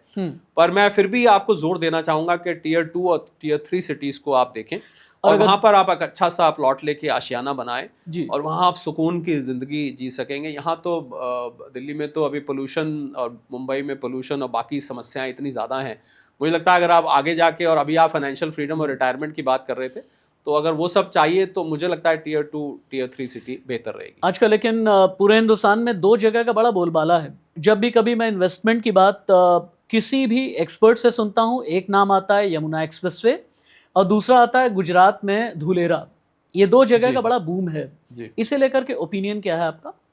देखिए, जब भी कोई बड़ा इंफ्रास्ट्रक्चर आता है तो अपने साथ वो पूरी अर्थव्यवस्था लेके आता है। तो यमुना एक्सप्रेसवे की आपने बात करी, वहाँ पर जेवर एयरपोर्ट की वजह से काफ़ी हलचल है। और एक एयरपोर्ट अपने साथ पूरी एक इकोनॉमी लेकर आता है। होटल्स बनेंगे वहाँ पर, आसपास के हाईवेज भी कनेक्ट किए जाएंगे, रेस्टोरेंट्स बनेंगे, अपार्टमेंट्स बनेंगे, पूरा का पूरा एक एयरपोर्ट तो अपने आप में एक इकोनॉमी है। उदाहरण आपको एग्जांपल चाहिए तो आप दिल्ली के एयरपोर्ट को दे सकते हैं जो एरो सिटी पास में बनी है। कन्वेंशन सेंटर्स बनते हैं, कॉन्फ्रेंस हॉल बनते हैं, तो बहुत कुछ। तो इस वजह से उसकी चर्चा है, इसी वजह से धुलेरा की भी है। तो वो ठीक है, वो एक देखिए उसको मैं एक शॉर्ट टर्म वो देखता हूँ कि जब तक आप एयरपोर्ट, तो आप जेवर की बात करें तो इसी साल चालू हो जाएगा, तो एक दफ़े चालू हो जाएगा और ऑलरेडी जो होना था मुझे लगता है वह काफ़ी कुछ हो चुका है, आगे जाके आएगा। पर फिर भी अगर आप सुकून से अच्छी इन्वेस्टमेंट ढूंढ रहे हैं और अपने रहने का ढूंढ रहे हैं, और कि 2 प्लॉट हो, एक में मैं रहूं एक इन्वेस्टमेंट के लिए, तो मैं अभी भी जोर देके, और मैंने इसलिए नहीं टीयर 2 टीयर 3 सिटी कहा कि मैं कुछ उन सिटीज़ के फेवर में, इसलिए कहा कि वो आपकी अफोर्डेबिलिटी में आ जाएगा। अच्छा। मतलब आपको मान लीजिए 1 करोड़ 1.5 करोड़ इन्वेस्ट करना है, तो आप दिल्ली में कुछ लेने जाए तो इसमें शायद बाथरूम भी नहीं आएगा, तो वहां पर आपको पूरा प्लॉट आ जाएगा। तो इसलिए मैं कह रहा हूं कि वो हर शख्स की पहुंच में है, हर व्यक्ति की पहुंच में, इसलिए मैंने रेकमेंड किया। मैं ये नहीं कह रहा कि दिल्ली और मुंबई और बेंगलुरु में कीमतें बढ़ेंगी नहीं, पर जो चीज़ आपकी पहुंच में ही नहीं है उसको हम देखें भी क्यों। अगर हमारी पहुंच, हाँ, अगर आपके व्यूअर्स, फॉलोअर्स, सब्सक्राइबर्स में से कोई 20-20, 25, 50-50, 100-100 करोड़ का मालिक है, तो फिर मैं अपनी बात वापस ले सकता हूँ। पर मैं मानता हूँ कि ज़्यादातर आपके व्यूअर्स, फॉलोअर्स, हमारी मिडिल क्लास इतनी बड़ी है आज, उसी में से आते हैं। तो मैंने जो चीज़ पहुंच में है उसका जिक्र किया। मेरा पॉडकास्ट एक शर्मा जी देखते हैं और जब आपका नाम सुना, आपको बहुत अच्छे से पहचानते हैं शर्मा जी, तो उन्होंने कहा कि आपसे रियल स्टेट को लेकर के एक सवाल मैं करूं। अगर रियल स्टेट यानी प्लॉट, ज़मीन, फ्लैट, अपार्टमेंट इतना ही अच्छा इन्वेस्टमेंट का तरीका है, तो बिल्डर दिवालिया क्यों हो जाता है? नहीं, मैंने आपको ये तो अभी नहीं बोला कि रियल एस्टेट बहुत अच्छा तरीका है, क्योंकि रियल एस्टेट में अप्स एंड डाउन्स आते रहते हैं। अच्छा। लैंड जरूर अच्छा है, क्योंकि लैंड जैसा मैंने कहा कि नीचा। अब बिल्डर दिवालिया इसलिए हो जाते हैं क्योंकि उसको मैं अगर बहुत देसी भाषा में कहूँ कि वो पैसा जब उनके पास आता है तो वो इसकी टोपी उसके सिर, उसकी टोपी उसके सिर, उस पैसे को ज्यादातर बिल्डर्स ने डाइवर्ट किया है फंड्स को।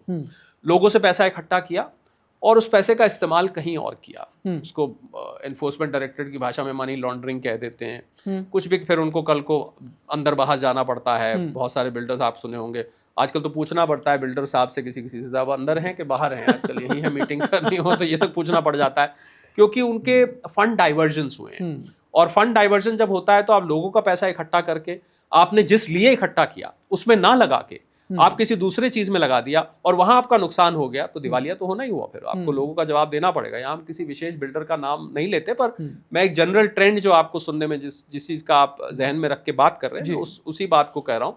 तो मुझे लगता है जो ऑनेस्ट बिल्डर है राशिद, सब पांचों उंगलियां एक जैसी नहीं होती हैं। जो ऑनेस्ट बिल्डर है वो आज भी बहुत अच्छा काम कर रहा है और वो बहुत अच्छा लोगों को खुश कर रहा है, बहुत अच्छा प्रोडक्ट डिलीवर कर रहा है। थोड़ी बहुत शिकायतें बिल्डर्स को, ग्राहकों को सब बिल्डर्स से रहती हैं। 10 आउट ऑफ 10 तो आप किसी को भी नहीं देख सकते। कहते हैं परफेक्शन इस दुनिया में होता ही नहीं है। बाकी ये है कि एवरेज आप 7-8 नंबर भी 10 में से ले आते हैं एज ए बिल्डर, तो मैं उसको अच्छा मानता हूँ। अच्छा, मैं इससे पहले कि क्रिप्टो करेंसी की तरफ बढ़ूँ, बहुत ही संक्षेप में एक बात ये समझाइएगा कि अगर मैं रियल एस्टेट में इन्वेस्टमेंट के मौके तलाशूं तो मैं प्लॉट में तलाशूं, फ्लैट में, या फिर किसी कमर्शियल स्पेस में? देखिए, ये डिपेंड करेगा। स्टूडियो अपार्टमेंट्स भी हैं। देखिए, आपको कौन सी जगह आप ले रहे हैं ये बहुत मैटर करेगी। हाँ। क्योंकि आप कौन से शहर में ले रहे हैं ये मैटर करेगा। यस। तो आपको पहली बात तो वो जगह पकड़नी पड़ेगी जहां पर ट्रेंड ऊपर को है, जिसकी गुड्डी ऊपर जा रही है, जो तो वो पहले आपको वो आइडेंटिफाई करना पड़ेगा। वहां पर तो आप किसी भी चीज में हाथ डालें वो चढ़ना लग जाएगा, स्टूडियो भी हो, अपार्टमेंट भी हो। पर ज्यादातर देखा गया है कि लैंड में इन्वेस्टमेंट सेफ मानी गई है, क्योंकि लैंड लिमिटेड है। हिंदुस्तान का जो नक्शा है वो तो उतना ही है। वो तो हम लोग तो विस्तारवादी नीति में विश्वास नहीं रखते हैं। वो उतना ही रहना, जब जमीन सारी बिक जाती है तो उन्हीं लोगों के हाथ में आदली बदला बदली होती रहती है। तो मुझे लग रहा है लैंड सेफेस्ट है। लैंड में आपका पैसा गिरने के चांस कम है और बढ़ने के चांस ज्यादा है। पर लैंड भी ये नहीं कि आपने कहीं टिम्बकटू में जाके ले ली, ये नहीं। आपको लैंड देखना पड़ेगा कि ऐसे तो लैंड आपको दूर दराज के इलाकों में, दिल्ली से या 50 किलोमीटर बाहर चले जाएं तो शायद आपको लैंड 2000 रुपए गज भी मिल जाए, 1000 रुपए गज भी मिल जाए। बिल्कुल। तो ऐसी लैंड नहीं, मेरा मतलब है लैंड आप स्ट्रेटेजिकली लोकेटेड लें। और लैंड में चांसेस गिरने के बहुत कम रहते हैं और लैंड आपको अच्छी रिटर्न दे सकती है। एक और डिस्क्लेमर यहाँ पर मैं दे दूंगा कि जब भी कभी आप लैंड खरीदें या रियल एस्टेट के किसी भी डील में जाएं, अपनी ड्यू डिलिजेंस कर लें, अपने कागजात देख लें, अथॉरिटी में जा करके, और स्थानीय प्रशासन से क्रॉस चेक जरूर करें। हालांकि शरद जी ने अपनी जबान से नाम तो नहीं लिया, लेकिन एक कहते हैं ना कि दूध का जला हुआ छाछ भी फूक फूक करके पीता है, और हिंदुस्तान वाकई में दूध का जला हुआ है बिल्डर्स के मामले में। Amrapali builders, Supertech builders, JP infrastructure, ये सभी एग्जाम्पल्स हैं जहां से आपको अलार्मिंग साइन मिला करते हैं। क्या हुआ इंटरनेट के एवोल्यूशन के साथ में शरद जी, जैसे जैसे इंटरनेट आया हम आपके साथ में और आप पूरी दुनिया के साथ जुड़ते गए। जब दुनिया के साथ में जुड़ते गए तो पता चला कि पैसे कमाने के कई तरीके आ गए हैं। इन्हीं में से एक पैसे कमाने का तरीका है क्रिप्टो करेंसी। और इस क्रिप्टो करेंसी में आज से 8 साल 10 साल पहले सिर्फ एक कॉइन का नाम चलता था, दैट इज बिटकॉइन, जो अपनी पहुंच के बिल्कुल बाहर हो चला है आज। क्रिप्टो को मैं असली पैसा मानूं या डिजिटल जुआ?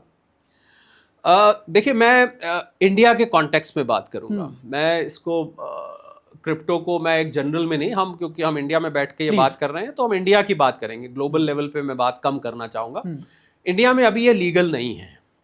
अगर इलीगल नहीं है, ये बड़ी अजीब सी एक हालात हैं क्रिप्टो के साथ कि इलीगल भी नहीं है, लीगल भी नहीं है। पर मैं मानता हूं आप क्रिप्टो में खुलकर तभी आए जब ये पूरा लीगल हो जाए, क्योंकि कुछ मालूम नहीं है कि आरबीआई इसके सख्त खिलाफ है। क्योंकि क्रिप्टो करेंसी बोलते हैं आप, और आरबीआई भला क्यों करेंसी को दूसरी बर्दाश्त करेगा? जब आरबीआई मॉनेटरी पॉलिसी कंट्रोलर है, करेंसी कंट्रोलर है, तो आरबीआई को तो बिल्कुल अच्छा नहीं लगता जब आप क्रिप्टो करेंसी कहते हैं कि इसमें लेन देन शुरू हो जाए क्रिप्टो में। तो इसलिए क्योंकि आरबीआई इसके खिलाफ है, भारत सरकार थोड़ी सी न्यूट्रल है, अभी इसको इलीगल नहीं किया है तो लीगल भी नहीं किया है। तो मैं तो आपके सभी फॉलोअर्स, व्यूअर्स, सब्सक्राइबर्स को सलाह देना चाहूँगा। हालांकि मैं क्रिप्टो पे बहुत कुछ बोल सकता हूँ और अलग अलग कॉइन्स पे भी मैं बहुत कुछ बता सकता हूँ, पर मैं थोड़ा सा आपकी इजाज़त से उसमें रिफ्रेन करूंगा। प्लीज। इसलिए रिफ्रेन करूंगा क्योंकि जब तक ये लीगल नहीं हो जाता, ठीक है, तो मैं चाहूंगा कि आप अपने खून पसीने की कमाई इसमें ना लगाएं, क्योंकि जब तक ये इसको भारत सरकार से मान्यता नहीं मिलती है, जिस दिन मान्यता मिल जाएगी हम और आप फिर बैठेंगे और बैठ के एक एक कॉइन की चीर फाड़ करेंगे कि किसमें कितना पैसा बन कोई सकता है। बात नहीं है, बिल्कुल बहुत ही समझदारी वाली बात होगी। लेकिन क्या है ना शरद जी, मेरे एक मुझे जो हेयर कट देते हैं उनका नाम है इरशाद भाई। अभी कुछ दिन पहले इरशाद भाई मुझे हेयर कट दे रहे थे, उनसे ऐसे ही बात चल रही थी। उन्होंने कहा मैंने क्रिप्टो में पैसे डाले हैं। पहले भी उन्होंने लगभग 1.5 साल पहले मुझे ये बताया था। मैंने ये पूछा भाई क्रिप्टो के पैसे कितने बन गए? उन्होंने कहा कि लगभग 6-7 लाख रुपए मेरे बन गए हैं। तो मुझे बड़ा अच्छा लगा कि चलो इरशाद भाई ने 6-7 लाख रुपए कमा लिए। फिर उन्होंने कहा कि मेरे पैसे फंस गए। मैंने कहा कैसे? एक ऐप है, मैं नाम नहीं लूंगा, जी। आप भी जानते हैं कि उस ऐप के साथ में कितनी ज़्यादा चीज़ें अभी पिछले कुछ सालों में हुई है, और वो ऐप अभी भी रेगुलेट पूरी तरीके से नहीं है। उनके पूरे पैसे फंसे हैं, कब मिलेंगे, मिलेंगे नहीं मिलेंगे, कहाँ जाएंगे, कुछ भी नहीं पता।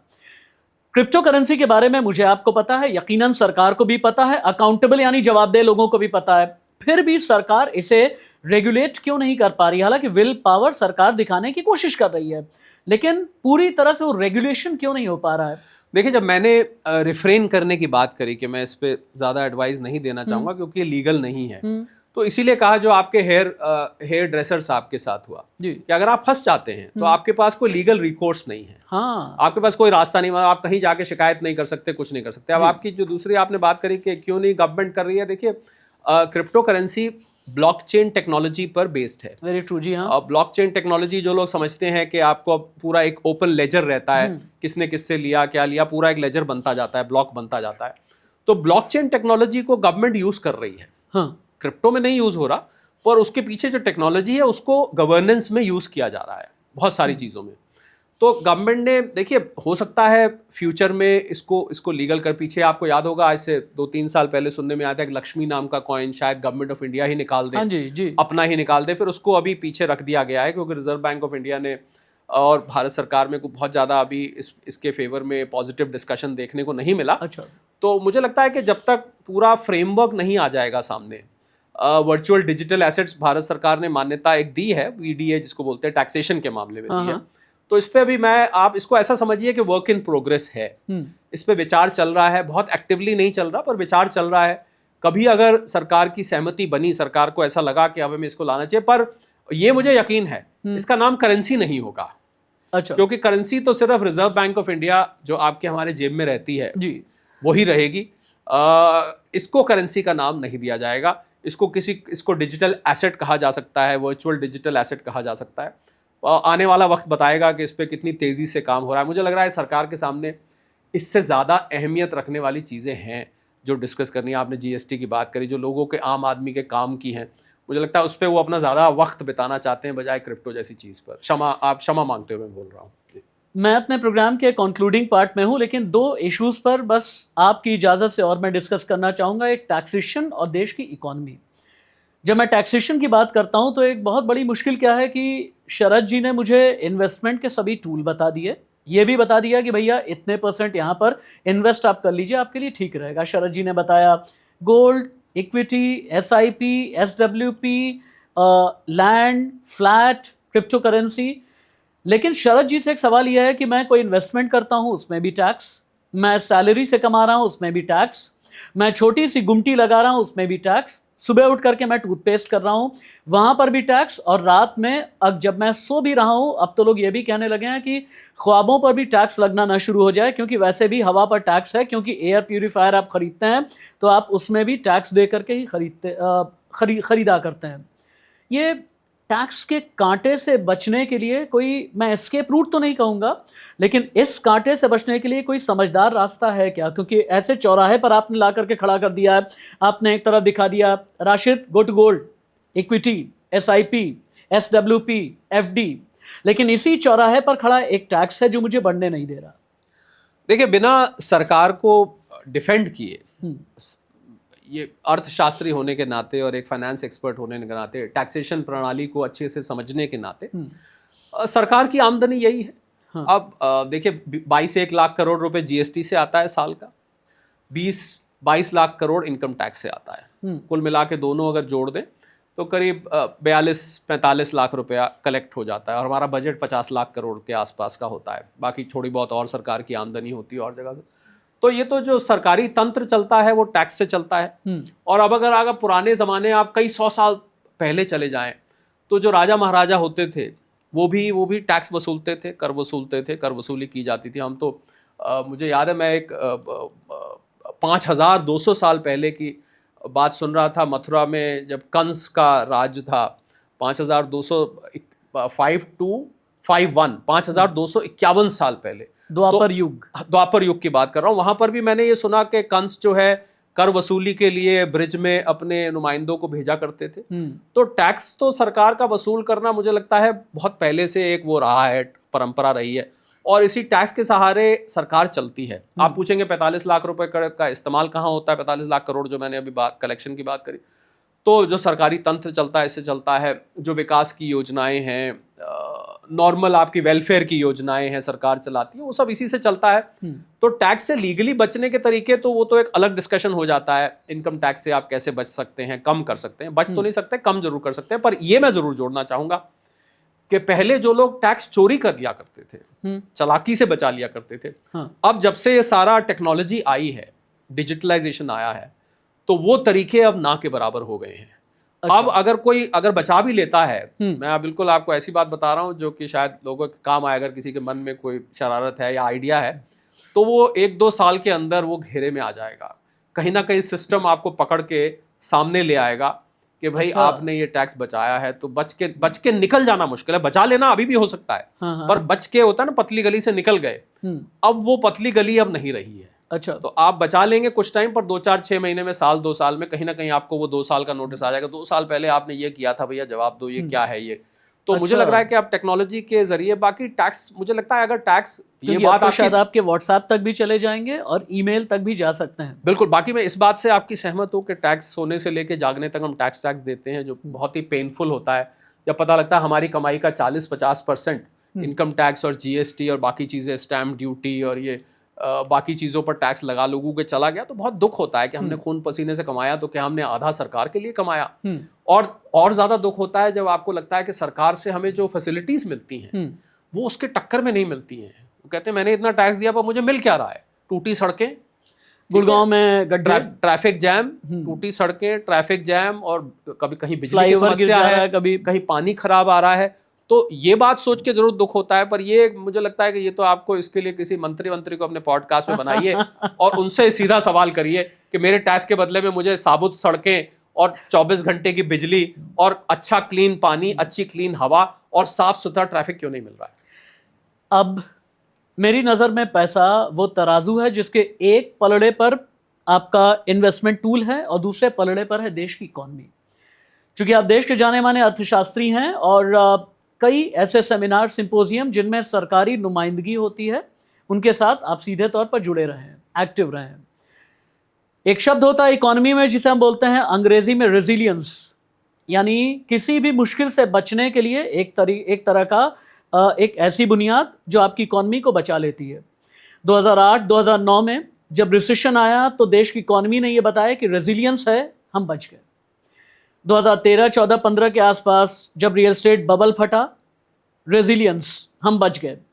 Covid period, again resilience. Trump का टैरिफ, अगेन रेजिलियंस। लेकिन इस रेजिलियंस में कितनी मजबूती है अभी? काफ़ी मजबूती है, क्योंकि आपने जो 3-4 वाकया बताए, तो इस मजबूती को टेस्ट करने के लिए वाकया काफ़ी हैं। 2008 की बताएं, कोविड की बताएं, ट्रंप साहब की बताएं, क्योंकि और उसकी वजह क्या है? कोई सरकार की पॉलिसीज़ तो हैं, मैं मानता हूं सरकार ने 2014 के बाद बहुत काम किया है। अब आई माइट साउंड पॉलिटिकल और आपको लोग बहुत सारे कमेंट कर देते हैं, ये भाजपा का प्रवक्ता है और ये तो मोदी भक्त है और इस टाइप के कमेंट्स आते हैं। पर अगर कोई इकोनॉमी के नंबर्स कुछ बता रहे हैं तो आप उसको जैसे मर्जी कंस्ट्रक्ट कर लीजिए। और नंबर्स आपको मैं सीधा नंबर बता देता हूँ, 1947 से लेके 2014 तक हम $2 ट्रिलियन की इकोनॉमी थे। $1 ट्रिलियन होता है आज के डॉलर में 88 लाख करोड़ रुपए। और 2014 से लेके और 2025 तक हम 4 ट्रिलियन से ऊपर निकल गए। तो जो हमने 67 साल में, राशिद ध्यान दीजिएगा, हमने किया, वो हमने 11 साल में किया। मोदी जी और नो मोदी जी, मैं एक इकोनॉमिक नंबर पढ़ रहा हूं, तो मैं मोदी जी और भाजपा को नहीं देख रहा, मैं तो ये देख रहा हूं, मुझे एक इकोनॉमिस्ट होने के नाते ये नंबर दिखाई दिया 67 साल में 11 साल में उससे बढ़ के नंबर दिखाई दे गया, उससे डबल हो गई, तो कुछ तो अच्छा किया होगा। तो अब बात, खैर ये तो रही बात जीडीपी की। मैं रेजिलियंस की आप बात कर रहे थे, तो यहाँ क्योंकि हमारी जो अर्थव्यवस्था है ना राशिद, वो कंजम्पशन से बनती है, और हमारी ये आबादी जो कई दफे हमें तंग करती है कि 145 करोड़ हम हैं हर साल, आपको शायद लोग नहीं जानते हैं, हर साल 3 करोड़ बढ़ जाते हैं। हाँ। 1 करोड़ लोग यहाँ मरते हैं साल में, मरते मतलब एक्सीडेंट से खाली नहीं, नेचुरल डेथ भी जो होती हैं, सोते सोते भी चले गए। 2-3 करोड़ पैदा होते हैं, 1 करोड़ लगभग चले जाते हैं, कुल हम 2 करोड़ बढ़ जाते हैं हर साल। तभी आपको देखा होगा नेता लोग हर दूसरे साल जो है वो गिनती कभी 140 से 42 फिर 45, यार आप सोचते हैं यार ये कब बढ़ गई, ये तो पहले यहाँ दिल्ली में एक all India institute of medical sciences के आसपास पॉपुलेशन क्लॉक लगी होती थी, अब तो शायद नहीं है, वो आपको बकायदा गिनती बताती थी आपके ट्रैफिक सिग्नल पे खड़े खड़े कितने लोग बढ़ गए। जब हमने जर्नलिज्म की शुरुआत की थी तो इनफैक्ट वहां से जा करके हम अपनी रिपोर्ट्स फाइल करते थे। हाँ, तो वो आप खड़े खड़े आपको पता लगता है देखो कितने बच्चे भारत में पैदा हो गए। तो ये जो पॉपुलेशन है ना राशिद, ये हमारी एक तरह से स्ट्रेंथ भी है। अच्छा, क्योंकि ये स्ट्रेंथ हमें रेजिलियंट दे। अब कैसे स्ट्रेंथ है, मैं छोटा सा एग्जांपल देता हूँ। ट्रम्प साहब ने टैरिफ लगाए, उन्होंने हमारे $50 बिलियन के आसपास के एक्सपोर्ट को रोक दिया एक तरह से। 50% टैरिफ लगाने का मतलब भैया मत भेजो सामान, यहाँ रहने दो ना, एम्बार्गो हो गया। सीधी दूसरी भाषा में ये कह दिया कि आपका सामान हमें नहीं चाहिए, सीधी सी बात है, क्योंकि 50% तो अनरियलिस्टिक टैरिफ है, वो कीमत ऐसी कर देगा कि वहां को खरीदेगा ही नहीं। तो उन्होंने बड़ी पोलाइटली कह दिया कि अपना सामान मत भेजिए। अब 50-60 बिलियन डॉलर का सामान अगर नहीं जाए तो कोई भी देश, वियतनाम जैसा देश हिल सकता है, बांग्लादेश हिल सकता है, इंडोनेशिया हिल सकता है, पर इंडिया की क्योंकि इंट्रिंसिक स्ट्रेंथ इतनी थी कि वो हिल नहीं पाया। तो मुझे लग रहा है 7.8% पिछले क्वार्टर के नंबर से अगर हम उस पर बढ़ रहे हैं तो ये हमारी इंट्रिंसिक स्ट्रेंथ को दिखाता है कि एक तो दुनिया में इस समय आपको और मुझे मिला के राशिद करीब 800-850 करोड़ आदमी रहता है, बिल्कुल आपकी मेरी गिनती करके, उसमें से 140 करोड़ इंडिया में रहता है। तो एक तो दुनिया है पूरी, भारत अपने आप में एक दुनिया है। तो जो अपने आप में एक दुनिया है, मुझे और अच्छी बात यह है, कोई इसको बुरी कह सकता है, कि हम इतने ज्यादा एक्सपोर्ट ओरिएंटेड नहीं है। हालांकि 825 बिलियन डॉलर का हमारा साल का एक्सपोर्ट है, पर हम चाइना की तरह इतने डिपेंडेंट नहीं है एक्सपोर्ट पर। इसीलिए आपको ये प्रधानमंत्री जी जो आजकल बार बार एक वर्ड कहते हैं स्वदेशी स्वदेशी स्वदेशी, बहुत सुनने को मिल रहा होगा आपको, तो उसका लोग मतलब नहीं समझते। भाई अब दुकान के बाहर लिख दीजिए हम स्वदेशी इस्तेमाल करते हैं वगैरह वगैरह, आपको ये सब सुनने को मिलता होगा। तो वो ये चाहते हैं कि ये जो डिपेंडेंस है ना, ये आपको दर्द देती है। जब कोविड आया और चाइना ने हम पर, आपके ही सवाल का जवाब दे रहा हूं मैं, चाइना ने हम पर डोकलाम और गलवान जैसी हरकतें करी, हमारा उस समय इंपोर्ट बहुत था चाइना से। आपको यहाँ पर कितनी इंडस्ट्री चाइना के इंपोर्ट के सहारे चलती है। आज अगर चाइना ने पिछले टनल बोरिंग मशीन हमारी रोक दी, हमारी फर्टिलाइजर्स कुछ रोक दी, पोटेशियम डाइफॉस्फेट होता है जो कि किसान इस्तेमाल, वो रोक दिया, फर्टिलाइजर्स की शॉर्टेज हो गई। यूपी में, अयोध्या में, बलिया में, ऐसे जिलों में फर्टिलाइजर के लिए लाइनें लगने लग गई। और उन्होंने रेयर अर्थ मैग्नेट्स रोक दिया, ईवी की डिलीवरीज बंद होने की नौबत आ गई। ये हुई इंपोर्ट की डिपेंडेंस, कि आपने देखा कि $100 बिलियन का हमारा इंपोर्ट डेफिसिट हो गया चाइना से, ट्रेड डेफिसिट हो गया। डोनाल्ड ट्रम्प साहब ने हमारे एक्सपोर्ट रोक दिए, उन्होंने अभी टैरिफ लगा के एक्सपोर्ट रोक दिए। हाल में उन्होंने हमारी नौकरियां रोक दी H1B वीजास करके। तो ये जो निर्भरता है, ये दर्द देती है, क्योंकि किसी के विम्स एंड फैंसीज, इंग्लिश में एक वर्ड होता है, किसी के ख्यालों पे आप निर्भर हैं। आपकी रातों की नींद, आपकी नौकरियां, आपके बिजनेसेस कोई शख्स अपनी पॉलिसी से बंद कर सकता है। तो मुझे लगता है ये भारत में जो 140-45 की आबादी है, आपने रेजिलियंस की बात की थी, मुझे लगता है अर्थव्यवस्था बहुत रेजिलियंट है। इसीलिए रेजिलियंट है क्योंकि हम वसुदेव कुटुंब तो बोलते हैं हम, दुनिया एक, और इसका मतलब ये नहीं कि आप एक्सपोर्ट मत करिए, भर भर के एक्सपोर्ट करिए, पर निर्भर मत होइए। आप निर्भर होंगे तो कहीं कोई डोनाल्ड ट्रम्प साहब आ जाएंगे, और किसी दिन आपकी यहाँ पर तिरुपुर में जगह है, H1B वीजा को 90 लाख रुपए का कर देंगे, और 1.5 लाख टैरिफ के नाम पर कहीं 100% टैरिफ और उससे भी ज्यादा टैरिफ लगाने की एक नियत लेकर के आ जाएंगे। और राशिद, मैं जो बता रहा था, तिरुपुर एक जगह है साउथ में जी, वहाँ कपड़े में 1.5 लाख महिलाएं काम करती हैं। 1.5 लाख महिलाएं काम करते हैं। 12,000 करोड़ का कपड़ा अमेरिका जाता था। अच्छा, आप लगाइए कि वहां तो खाली बैठने की नौबत आ गई है। तो ये उसका, क्योंकि बिजनेस मॉडल ये था कि वो अमेरिका को भेजते थे खाली। तो ये जो डिपेंडेंस है, इसको स्वदेशी का मतलब आप अपने देश का इस्तेमाल करिए, प्योरली ये मतलब नहीं आप कोई फॉरेन की चीज पहनिए, पर डिपेंड मत हो जाइए। अगले 2 मिनट आप क्या और लूंगा, क्योंकि अब बिल्कुल अंतिम समय है इस पॉडकास्ट का, बिल्कुल आखिर तक हम आ गए हैं और बहुत जल्दी हम एक क्विक रैप अप में रैपिड फायर राउंड खेलेंगे। जल्दी जल्दी सवाल होंगे और जल्दी जल्दी जवाब देंगे। अगर मेरे पास 100 रुपए हैं, किस इंस्ट्रूमेंट में मैं कितने पैसे लगाऊं? 20 रुपए सोने में लगा दीजिए, 20 रुपए की एफडी रखिए, 20 रुपए किसी से पूछ के शेयर्स भी खरीदिए लंबे वक्त के लिए, और बाकी के अपने लिक्विड रखिए कि कल को आपको जरूरत पड़ सकते हैं। सोना या शेयर, क्यों? सोना इस समय बहुत हद तक डोनाल्ड ट्रंप साहब की वजह से। गोल्ड बार या ईटीएफ? ईटीएफ, अगर रखने की जगह है तो गोल्ड बार, पर नहीं जगह है तो ईटीएफ। सोना 1.5 लाख जाएगा या नीचे आएगा? कुछ टाइम के लिए नीचे आ सकता है, पर अल्टीमेटली जाएगा। शेयर बाजार जुआ या इन्वेस्टमेंट का समझदार तरीका? लंबे वक्त के लिए इन्वेस्टमेंट का समझदार तरीका, छोटे वक्त के लिए जुआ। फ्यूचर एंड ऑप्शंस जुआ, समझदारी से इन्वेस्ट करने का तरीका या बिल्कुल गर्त में अपने पैसे डाल देने का एक इंस्ट्रूमेंट? फ्यूचर एंड ऑप्शंस में 89% लोग पैसा गवाते हैं, तो अगर आप खाली फ्यूचर ऑप्शन कर रहे हैं तो मैं उसको एक घाटे का सौदा मानता हूं। क्रिप्टो करेंसी असली पैसा या नकली पैसा? क्रिप्टो करेंसी भारत में अभी ना असली है ना नकली है, दूर रही है। फ्लैट या land? Land. Freehold land या leasehold land? Freehold land any day. Delhi NCR की जमीन या टियर 1, टियर 2, टियर 3 सिटीज की जमीन? मिडिल क्लास के लिए टियर 2, टियर 3 सिटीज की जमीन। ये टियर 2, टियर 3 सिटीज कौन सी हो सकती हैं? 5 नाम बता दें। देहरादून, जयपुर, इंदौर, पुणे, चंडीगढ़। एसआईपी को अगर मैं 5 अलग अलग कैटेगरी रखूं तो एसआईपी को आप किस नंबर पर रखेंगे इन्वेस्टमेंट के ऑप्शन के तौर पे? आजकल के हिसाब से और लंबे वक्त के लिए रखे तो मैं नंबर 2 पर रखूंगा, गोल्ड के बाद। अमीर बनने का सफल फॉर्मूला क्या है? अमीर बनने का सबसे बड़ी, हालांकि बहुत लंबा ये आपने एक लाइन में जवाब पूछ लिया, पर सबसे सफल फॉर्मूला है कि रातों रात आप अमीर नहीं बन सकते। लखपति से करोड़पति, करोड़पति से अरबपति, अरबपति से खरबपति बनना अगर मैं पेशेंस के साथ में सोचूं और वो भी बस 1.5 लाख या 2 लाख की सैलरी के साथ में, तो क्या ये मुनासिब है?